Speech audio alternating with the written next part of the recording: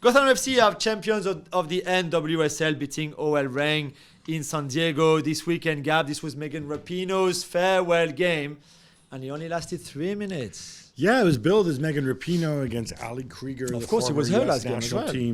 team teammates and World Cup winners. She goes off injured after 3 minutes, and I think now she's retired for real. I mean, the Achilles, it would take a long time to come back. Yeah.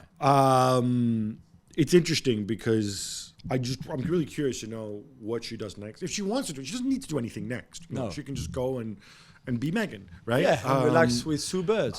But if she wants to continue her activism in so many fields, women's rights, LGBT rights, women's football, racism, remember her support for Colin Kaepernick back in the day. She was one of the first people to do it. Then she has that option.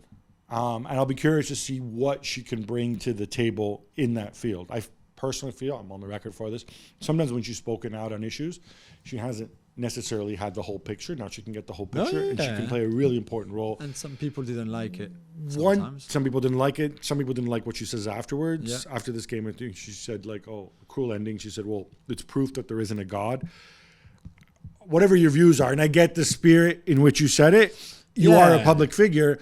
You're going to antagonize people who are already against you because this bounced all over certain sections of the media in the U.S., the non-sports media, and it's fine. It's a choice you have. It's a choice that you have to make. But now she has the time, she has the energy to go and make these choices willingly. For someone who's had such a great career and changed the way not just the women's game, but I think sports in general has been seen or talked about.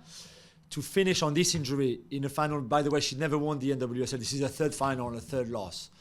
And to have her for ever last World Cup game after winning it twice, missing a penalty in the shootout that then took the US out. It's a bit cruel. So whether you like her or not, she was a great player.